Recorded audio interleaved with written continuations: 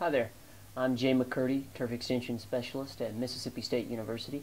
Thanks for joining me today. This is one of many, hopefully, contributions to this website that I can make, and I look forward to sharing with you today some of the information about herbicide resistance, and in particular, how we actually go on about screening for herbicide resistance at universities and at private labs.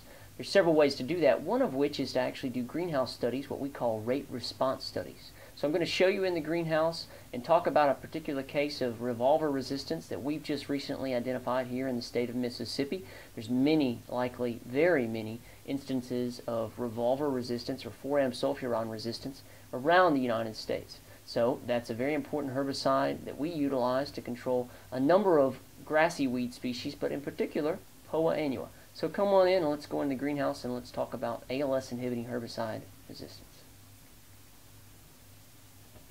So revolver is a very potent inhibitor of the enzyme acetolactate synthase, and this is a very unique herbicide which is only active on certain species of weeds, one of which is Poa annua.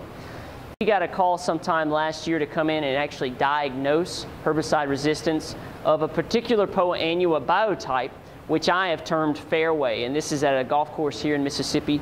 And if what we think is actually happening is true, and this is actually resistant to revolver, it will be the first case of Poa annua resistance to 4-amsulfuron in the state of Mississippi to actually be reported. Although I have no doubt that there are many, many examples of biotypes that are becoming resistant to this particular mode of action, ALS inhibiting herbicides. Well, how do they go about testing this? And what we do is we set up what I would call a standard rate response screening. That rate response screening has ranging from approximately 0, a very low amount of herbicide, all the way up to, in this case, 32 times the amount of normal herbicide applied.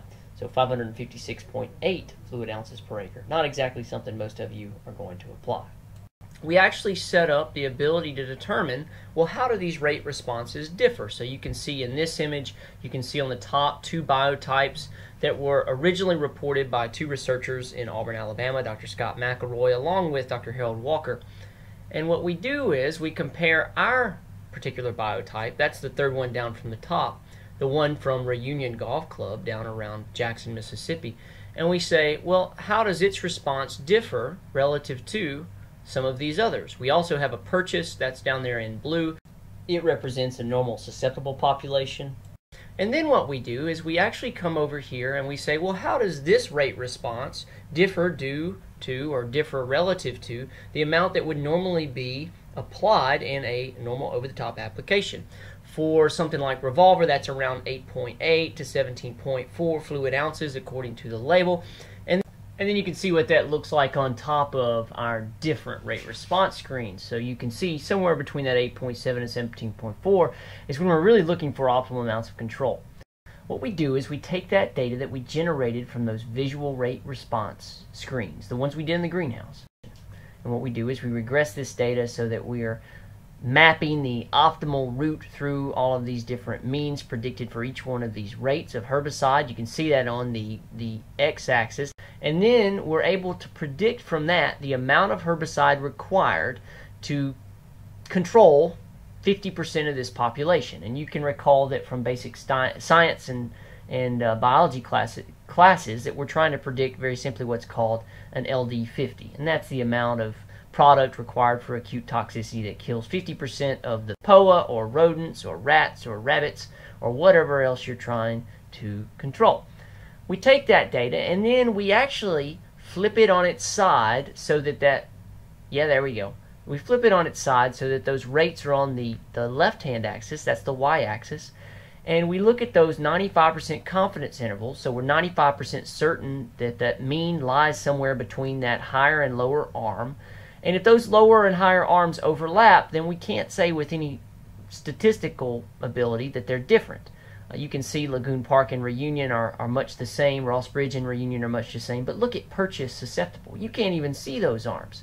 So it definitely does not overlap with Reunion, and we can say definitively, well, with 95% certainty, that Reunion is resistant to 4-amsulfuron, at least beyond the level found in a Purchase susceptible population. And we can say with fairly good certainty that this is true just based upon visual ratings, but we also have other data as well. Now, we can take this into a table format and we can actually predict an I-50 value required to control 50% of the population, and this is fluid ounces of revolver per acre to kill the reunion population. That would have been around 199 fluid ounces per acre. Now remember, 17.4 fluid ounces is the normal labeled rate. That is a lot more than normal, or at least a lot more than most of you would apply. Look at purchased. That purchased population only required 4.3 fluid ounces per acre to control it. So you can tell that's about 45 times the amount of resistance found in a purchase susceptible population. A better way of actually looking at that is that the reunion population is 45 times less susceptible to 4-am sulfuron than the susceptible population. And that's how we look at it. So there's no doubt that resistance is a huge issue, and this, I think, is a very cursory glance at how we actually determine that you have a resistant biotype. What do you do about resistance? Well, there's a number of excellent resources, tools, and websites online. Certainly check out the ones that are displayed here. Our publication here at Mississippi State University is publication 2844, and you can access that at msucares.com. There's a number of other folks here in the United States that are writing extensively about managing herbicide resistance in turfgrass. So I encourage you to look at that. I also encourage you to go to weedscience.org and look at the International Survey of Herbicide Resistant Weeds. You can tell from there what weeds have been reported in your state.